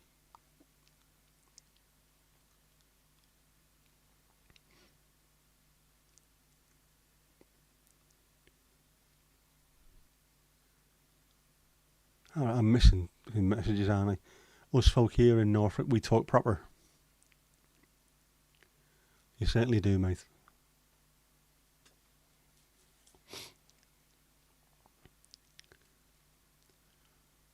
Just remember the sticks were like walking sticks. Yeah. What was the ball like? I don't know. If it's like hurling, those I've said this before. Those the slitter are just the evil looking things, just so rock hard and massive creases around the not creases. Fucking hell, my brain's going tonight. I blame the windy weather and the heat. Google a hurling stick. It's got lead in it. Hurling sticks, hasn't it? Has to have lead in it to make sure that it doesn't snap when you hit the slitter.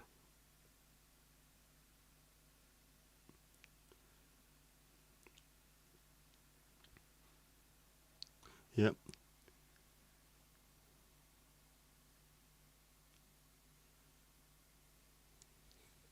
There you go. Hurling stick. Also looks like something that you'll get on in an Amsterdam dungeon. Please, sir, can I have some more?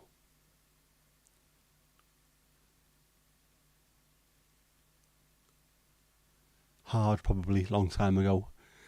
Man, do I need... Oh, sorry, I need to go back and have a look at your previous message for that one. That's on its own, it's slightly confused. Slitter, yep.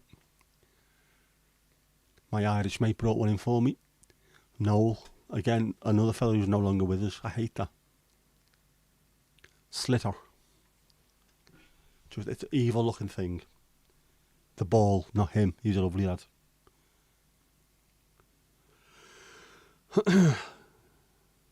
Shinty stick.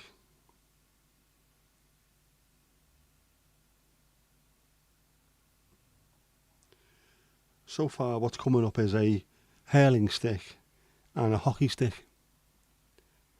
Not a shinty stick.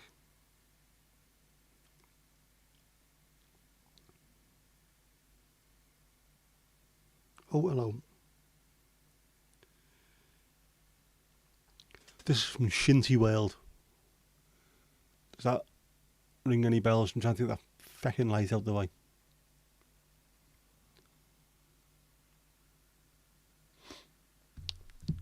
Right, well. Mr. Brown is off to town on the 844. Yep. Who do you think you are kidding, Mr. Hitler?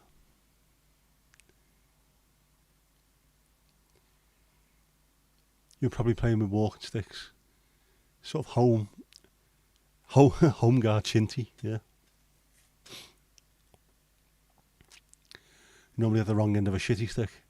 Maybe it should be the wrong end of a shinty stick.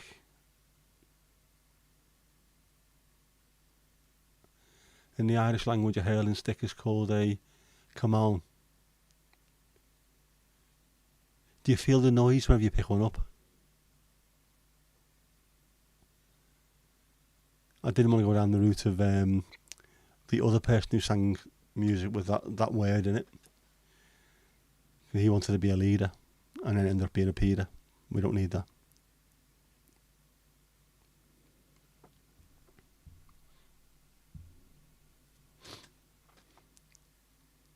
I call the Irish and Welsh languages crazy, but I do actually like them. The A44. It might well be. It might be the A44. Where is the A44? That sounds familiar. That should be the Northwest A44.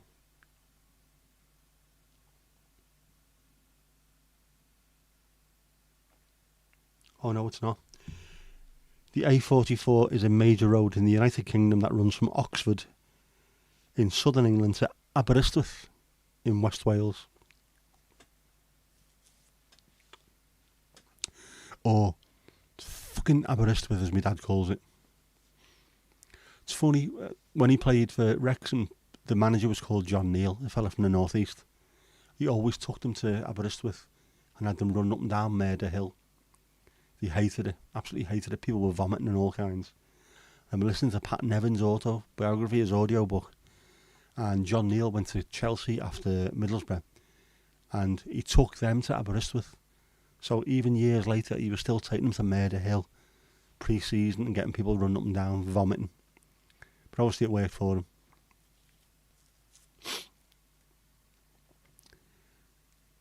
Yep. Just like your missus always putting you right. Someone's got to, Steve. When you're getting it from both directions, that's the problem, isn't it? In stereo.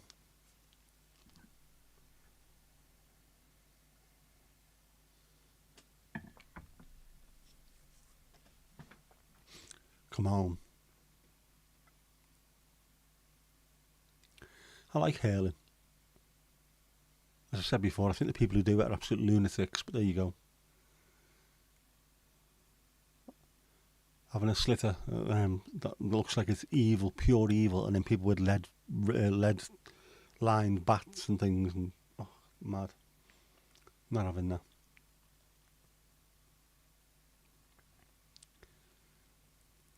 Why would Dad's army be going to Aberystwyth? And training, obviously. Plus, all the kids will have been evacuated from. Where would the kids going to Aberystwyth be from? Birmingham. I would have thought. Liverpool and Manchester went to North Wales, didn't he? And Liverpool did, I know that. Parts of London went to the West Country. Parts went to, would have thought, East Anglia. But no, that's where all the RAF was, wasn't it? So they were in Kent. Aberystwyth, I'm thinking probably then people from Birmingham and possibly Bristol would have had to go to Aberystwyth to be safe. Right, before we start getting too late in the day, we've had one, we'll have to go for number 2 now, won't we? But Kippers Vindaloo can't be good for you. For Kipper's Corner, what are the odds that Jeff is going to completely fuck this up now? Kippers kicks ass. Kippers. Yes, he did. Kick. See? Evil blue-faced bastard. There we go. Invasive alligator snapping turtle found in Cumbria. An invasive alligator snapping turtle has been pulled from a Cumbrian lake. A dog walker, dogger, go on, found the exotic creature, which is native to swamps and rivers in southern part of the US, in Ursictan near Ulverston on Monday. The turtle, named Fluffy, is an invasive species and would have posed danger to the environment. Dr. Moole said, Dr. Moole, that's not right. You can't be some kind of vetty person to be called Dr. Moole.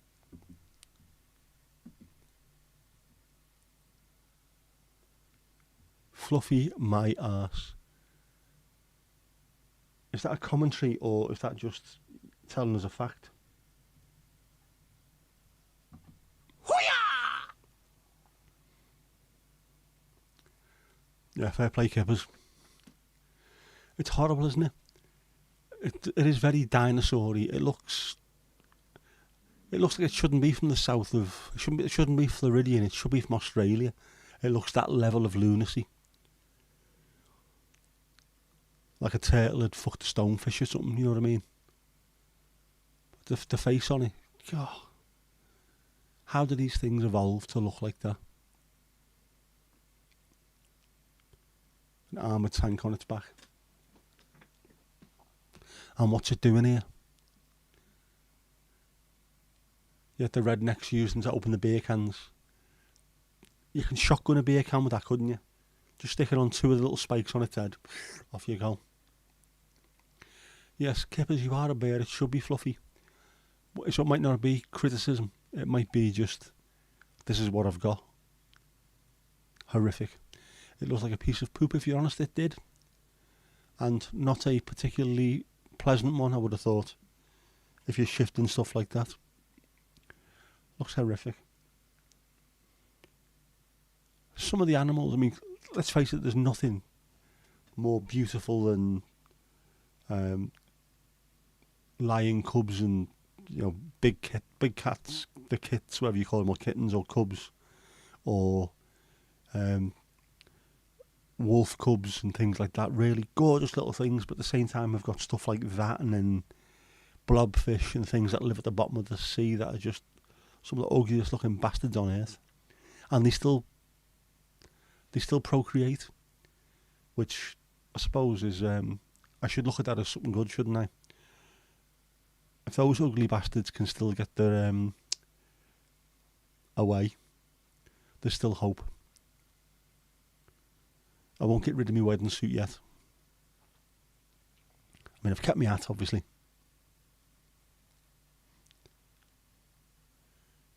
You wouldn't want to pass Fluffy. No, definitely not. And you weren't there for Spencer's gig. No wonder you missed him if he wasn't there. The weather here, it has been raining on and off only for the last hour or so. Apart from that, it's been dry, sunny. I went out for a walk earlier on. Well, I tried to. I put a video up earlier. Tried to go for a walk. I went down to the beach, and then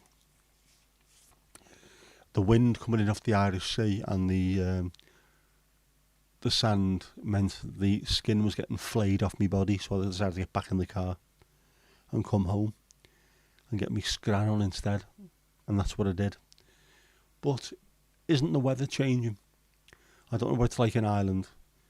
In the north of England, for the last week or so, it feels like there's been a bit of a sea change.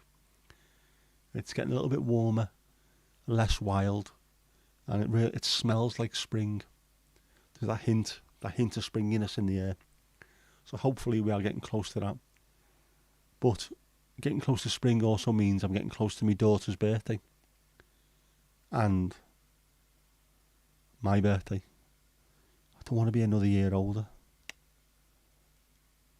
I'm already too old, man.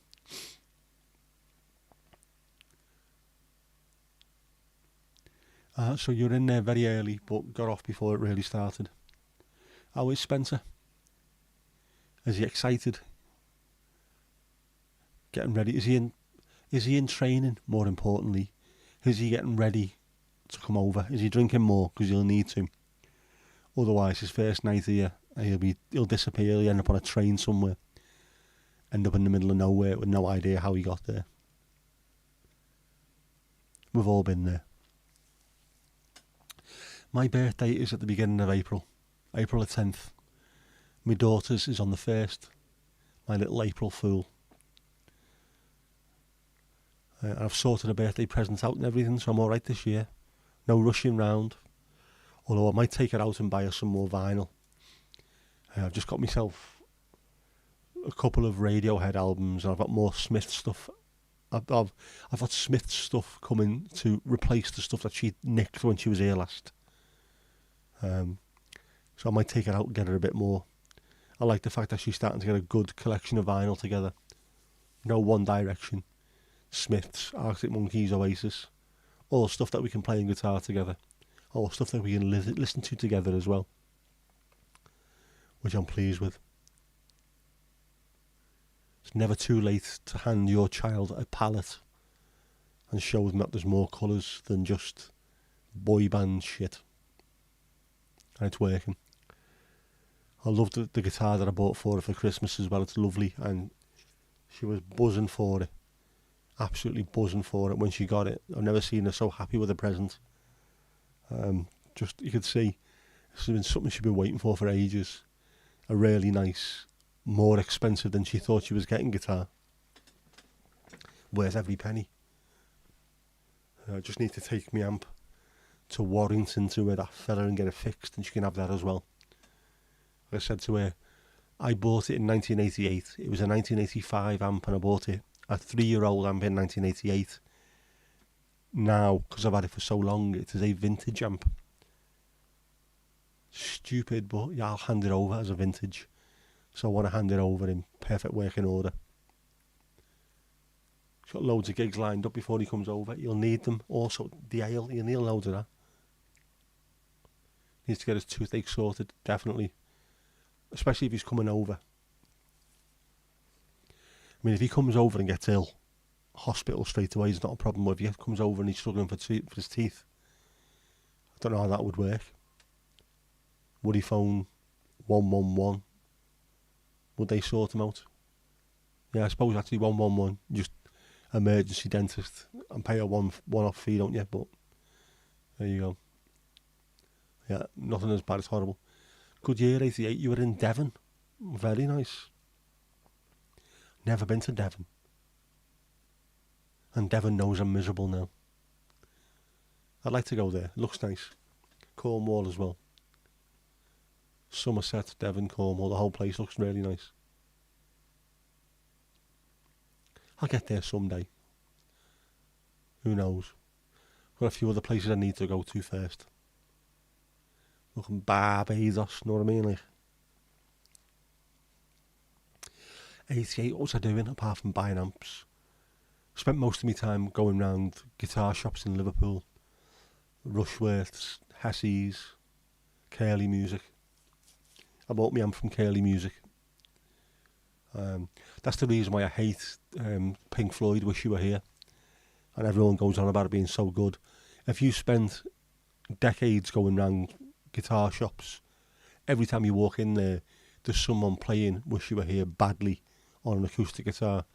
After a while, you want to absolutely smash guitars to pieces just off hearing the first couple of notes. And I can play it all the way through perfectly, but I hate it. Lived in Payton for a year. Very nice. You were 10 in 88. Good age. I was unfortunately a little bit older than that. I was 15. Mind you, I was 15 and I was 6'4", so I was going to pubs and having a great time. And living in a pub as well. So every night was a stay behind. And I was also learning guitar from the greatest guitarist I've ever seen in my life. Gary Potter. Absolute genius from Highton. Never seen anybody who can play guitar like him, ever. You could do absolutely anything with one. Yeah, I had a battered old acoustic, and he would pick it up and make it sound like it was a Stradivarius, violin, and it wasn't. It was a battered out acoustic guitar. Genius, genius, genius. When they recorded in the Galactic HQ, they drank light shit all the time, so you'll struggle with our beer. You will. You need to have a good run up when you come to the UK. The people that they class as alcoholics in the US will be classed as lightweights over here. That's how bad things are. I've seen people. He's got a drink problem. What? He had 4 drinks on a night out. He's got a drink problem. Over here, have you got a drink problem? Yeah. I've got 2 hands and only 1 fucking mouth. The different world. And in Ireland, Ali will tell you exactly the same in bloody Ireland. We might be different countries, but we're hewn from the same rock. Man, there was 21 for most of it. Did you make the most of it? What was painting like? Was it nice? Was it beachy? Is it beachy or is it sort of cliffy? I don't know. I don't really know that well. Don't know the south that well at all. Apart from that there, London. And even that, I don't know fantastically well. I just know it enough that I can get around and I know me bits and pieces. I know a good few pubs down there. Not that they're of any use to me now, of course.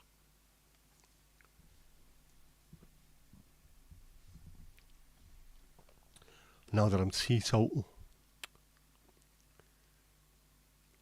I did have a look the other day as I was walking past the wines, how much they were. Gone up, man. They have gone far more expensive. Payton's got a great beach, right? Beaches are sound, aren't they? People think that they're only in the Caribbean or, the States or somewhere. They're not. Or Australia, they're not. The UK's got some fantastic beaches. The unfortunate problem is that the water companies are spewing liquid shite onto them at the moment.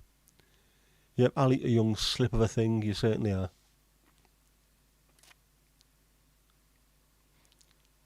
And they're playing Wales next in the rugby, are you? Would that be over in the in Cardiff, the Millennium Stadium? Brixham is a harbour and stinks of fish. That seems very much a statement. Is that written on the bottom of the poster as you come into the city? Twinned with Grimsby.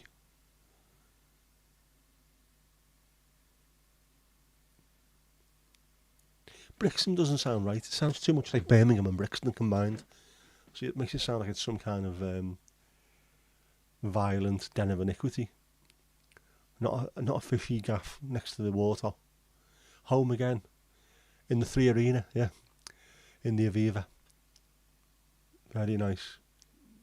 It's a big, big stadium. How much is it hold? Is it 60 odd thousand? I need to have a look at this now, otherwise I won't sleep tonight.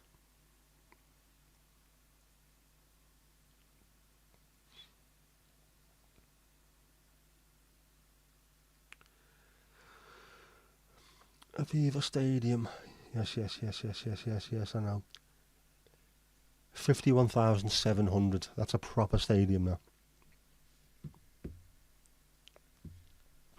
I think our new ground is going to hold 51,088 or 51,888 or something. Don't know why that figure. Very strange, but there you go.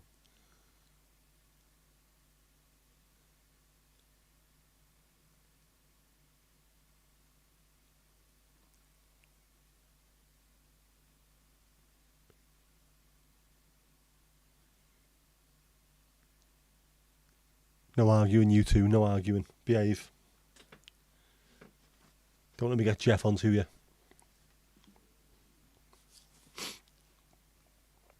Jeff, the evil sod. Right. Now that I've mentioned that, I am going to go to Horace. Horace needs to be heard.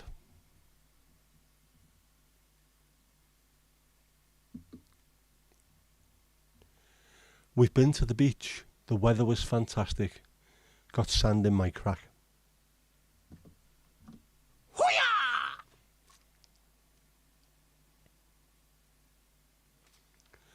I think that firmly falls into the TMI category, doesn't it? Too much information. Do teddy bears have cracks? Not even sure they do. I don't want to know. I might have held them close when I was a child, but I wasn't looking in that particular direction.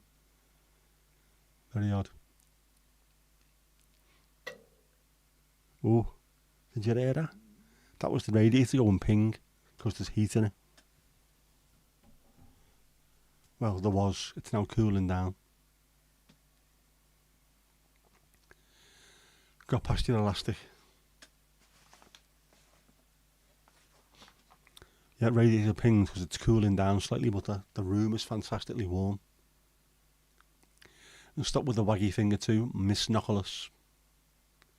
You know me well, Miss Nicholas. I will stop with the waggy finger. Just testing whether the that's working or not, and it's working perfectly tonight, isn't it? As soon as I did me IT crowd. Have you tried forcing an unexpected reboot? That worked. The waggy finger is just to try and zhuzh things up a little bit. Keep things moving. Stop it going stale.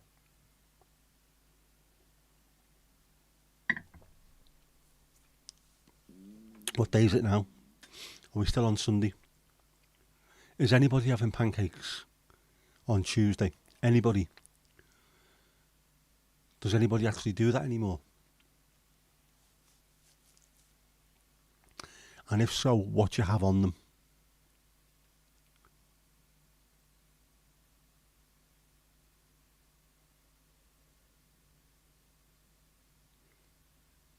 Fourth line rhymes with fantastic, past my elastic.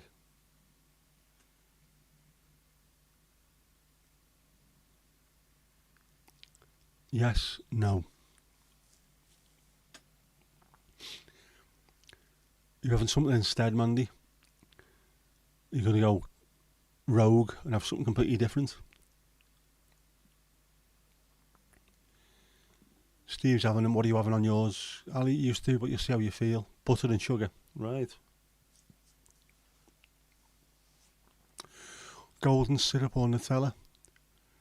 That's a very, I was going to say, left to right combination. One or the other. You are really going to extremes there. Fantastic. Used to be lemon juice and a little bit of sugar, I think, for us. Have anything nowadays, can't you? We've gone more down the crepe route than just old-fashioned pancakes. blueberries and iced sugar and things like that, and what have you. Can't remember the last time I had a pancake. Not one of them anyway. I occasionally get the Dutch ones from Tesco. They're nice. Just lash them in the microwave. When you were a kid, it was lemon juice and sugar too. Don't know why I said that with a slightly Yorkshire accent. That's old school, that, isn't it? Trad, very old school. Sometimes half orange.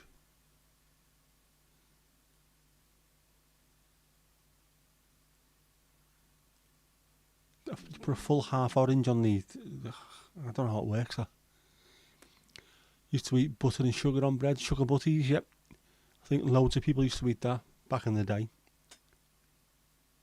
And then you'd say, you can't eat that, it's bad for you. And then fast forward years later, and we've got Nutella, we've got marshmallow fluff, all kinds of stuff. Just the same amount of sugar in it, but it comes in a slightly different package. The plastic lemon Jif bottles. Yes, those bottles, occasionally, we were mentioning Millwall fans, they used to put ammonia in those bottles and take them to away games. I think it was West Ham fans used to do that quite a lot and spray them at people before giving them a fucking good hiding. Back in the 80s, horrible. Yeah, man, I love the sugar butty. Old school. Yep, lemon Jif, proper blast from the past. They should bring them back. Don't care what reason they got rid of or for getting rid of them. Bring them back. Everyone's fridge should have one of those in there. Has to be done. Everyone should have one in Britain. Once I'm the intergalactic emperor of the universe, I will bring that back during my first week. Proclamation number 1, don't be a dick. Number 2, lemon Jiffy bottles in everyone's fridge. Life will be so much better. The world, the universe will be better.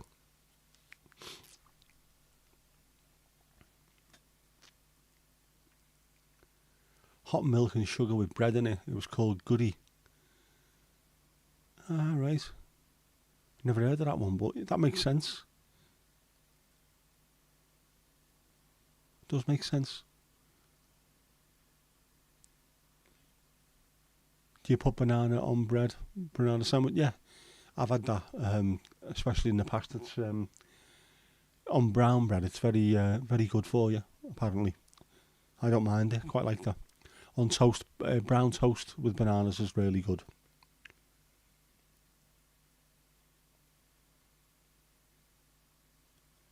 Bananas are fantastic as well, of course, if you're having if you're playing footy and stuff like that. Full of vitamin K, potassium, fantastic for getting your oxygen into the bloodstream, into your muscles and things. Oh, you made Goody in a cup.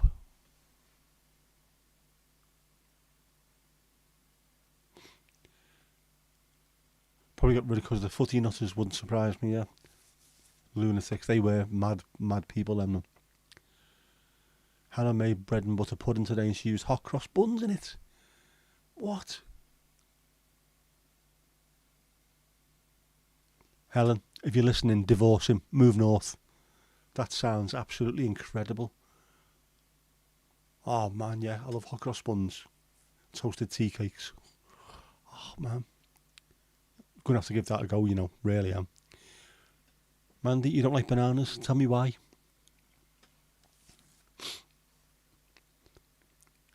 Bananas, of course. We've had this before, haven't we? All bananas in the UK coming through Belfast, they have to be weighed twice. Once on the way out, once on the way in. Because they change their weight in on the ship on the way over. You know that in donkey's years. Ali, you've levelled up to level 3. Congratulations, well done. We are smashing it. Hot cross buns are okay, but very cinnamony. I don't mind a bit of cinnamon. I like it in my porridge of a morning as well.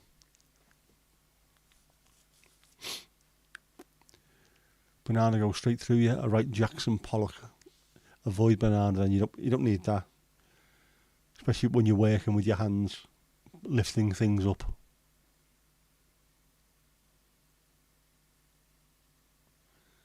Go your bullabus.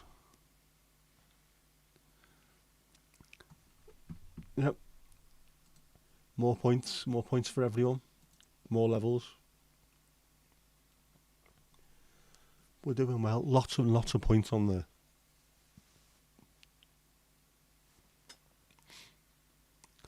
Helen said she uses a hairy biker's recipe. Sound nice one, Steve. I will have a look for that.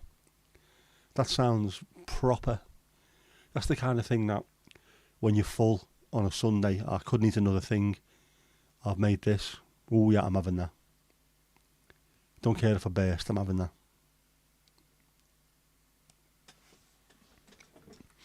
I haven't weighed myself again today. My blood pressure was okay. Sorry man, the blood pressure was okay. I haven't weighed myself. I think I need to. I think I might be 15.5 now. No, not bad, but hopefully once the weather turns and I'm able to get out there and start running round, I'll running round, you know, as if once I start managing to get out there and do some more walking, I'll be sound. What's yellow and smells like bananas? Monkey puke. What's yellow and dangerous, isn't it? Shark infested custard. It's lush, it sounds it, mate, it really does. Oh, Mandy. There we go. Carry on. Give us the rest of the song. Is that Alison Bennett or Tony Bennett there? Mandy, are you sick of people ever singing that to you? I don't know if many people do they? I would have thought so. Yeah, dad. Oh, sorry, yeah, dad joke.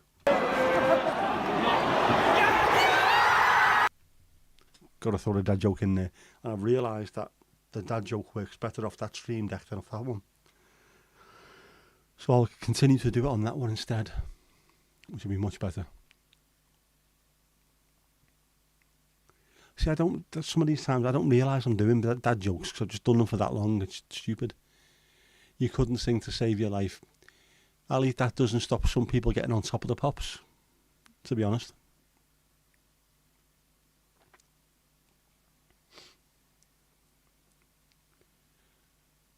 I used to be able to sing, I can't now. Isn't that a bizarre thing to happen? Any side effects to your stroke? Yeah. My left leg doesn't work, my left hand doesn't work, and I can't sing anymore. Marvellous. What do you do for a living? I'm a pianist. I'm not really. Never sick of it. It's been sung to you many, many times. I think after a while I would be wanting to punch people in the face with a rusty chainsaw covered in shite. After a while, I think. Don't know why I said chainsaw.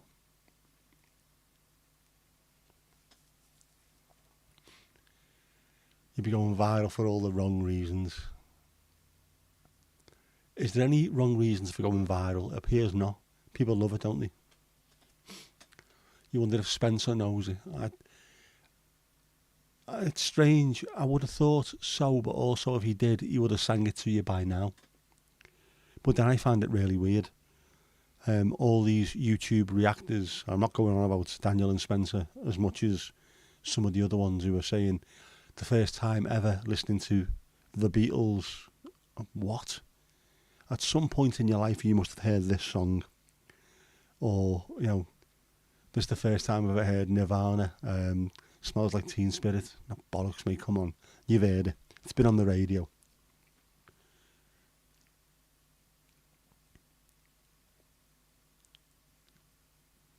Sean Connery, tree surgeon.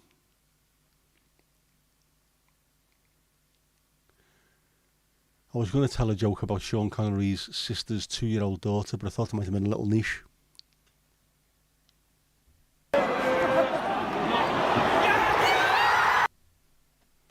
There you go. I do know a tree surgeon.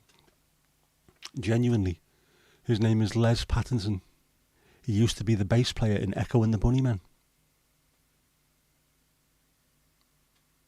not Sean Connery, but a famous bass player.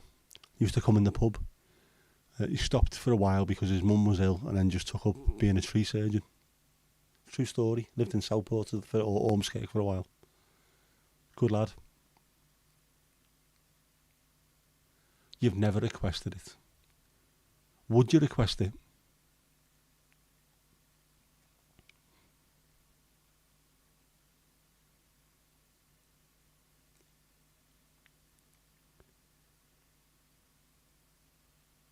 Oh, I know. Man, that you've been called worse, you definitely have by us most of the time in here. Strangers are strange. Oh yeah, what a fantastic version they did of that. I like Echo and the Bunnymen, apart from the fact that Ian McCulloch is a bit of a dick, isn't he, really? He's a bit like Morrissey is to the Smiths. Just behave yourself. Saying they're the best band the world's ever heard. Just behave, grow up. Yeah, but it's done a great version of that from the the Lost Boys theme tune. I can't even speak English. The Lost Boys soundtrack, fantastic. I like the Doors version, but I think Echo and the Bunnymen do a particularly spiffing version of it.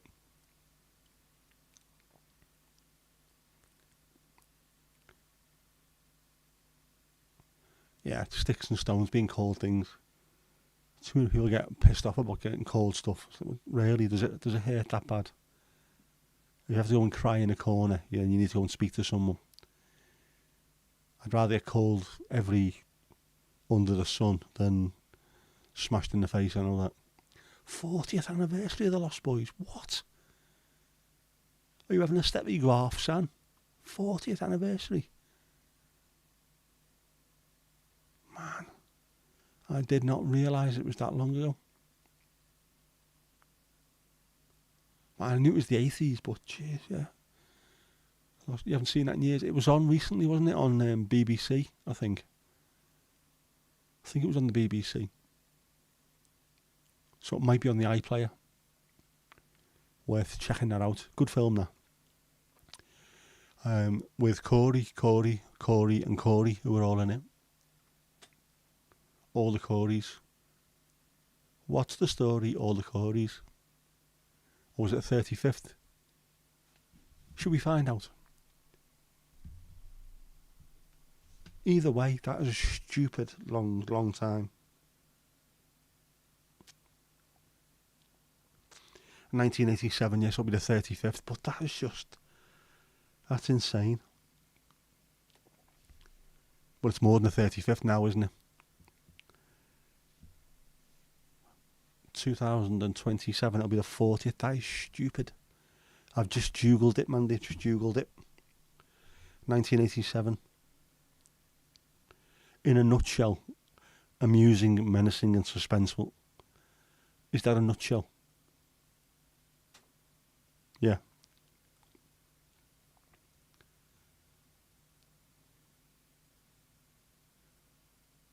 Of course. Oh, bloody hell, Alex Winter. Yeah, of course. Forgot that. Pre-Bill and Ted.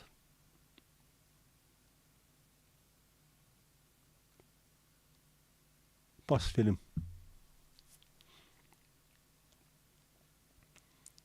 It's funny, all those American films from the 80s.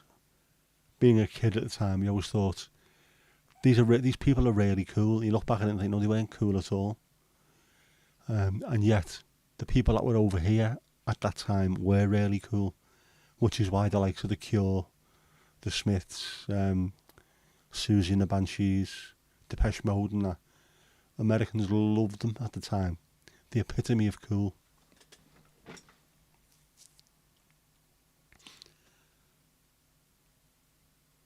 Know what I mean? Not to forget the Irish as well. Having a conversation the other day, which I might make a video about. U2 get a really bad rap. Probably because Bono thinks it's the second coming of Jesus. But if you listen to the first 3 U2 albums, they are exceptional. Then after that, even if you listen to The Unforgettable Fire, Joshua Tree, they are superb. Even now, they still sound superb. Joshua Tree, if you get past the first 3 big hits and listen to the rest of the album, even that, fantastic. I think I would ask people that slag off U2, have they genuinely listened? And if they're not too sure about it, go back and listen to all the albums in order until you reach a point that you can't stand it. And I think more people would get further than you think. You started work in 87. Stuck in your mind, that one. Ali, no problem. Lovely to see you in here. Take care. You have a good night as well. Hopefully see you again soon. It went south after Rattling Hum. It did. Wasn't all perfect, but there's still some good stuff after that as well. I went to see them in 1993 at Leeds Roundhay Park during the Zoo TV tour, and they were brilliant. Genuinely superb live. I had the stereo MCs who were supporting them, and Marksman as well. And Paul Oakenfold was DJing. So it was a good day out. When they come on, they were absolutely superb. But even, what was the albums? The Fly. What was that off? Was that called The Fly?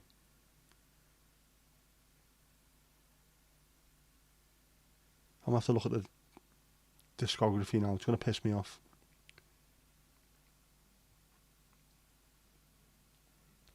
Discography, here we go. Achtung Baby, sorry, yeah. Even that's got some good songs on it. She Moves in Mysterious Ways is a superb tune. Zooropa's got some good stuff on it. But pop onwards, again, I don't know, they got up their own arse a little bit too much. Those first 3 albums, though, were absolutely superb. Back when they were an angry young band full of angry young men. It's hard to have that kind of energy when you're a tax exile living in Monaco or something, isn't it? So don't pretend that you are.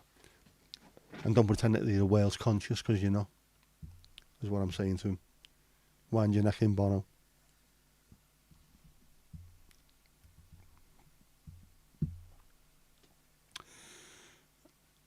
Well, my daughter started texting, so I think that the lift request won't be too far away. Pick a card, any card. Yep, we know, Jeff. You daft melt. I might change that instead of every hour to every hour and 5 minutes, just so we can piss off before he comes back in. Yeah, but it's getting to that point where I think I'm going to have to start getting my shoes on and get ready, because the fastest sperm will want a lift at some point very soon. As always. And I haven't seen it today either, so it'll be nice. I haven't called her something horrific, which I normally like to do when I see her. Being a dad, you need to, don't you? Have a go at your kids. Little shit. So, as for tonight, thank you very much, as always, for appearing and having a chat with us. Always love that. You make me Sunday and Wednesday nights much better. So, that's all we've got time for this evening, so it's good night from me. And it's good night from him. Good night. Good night.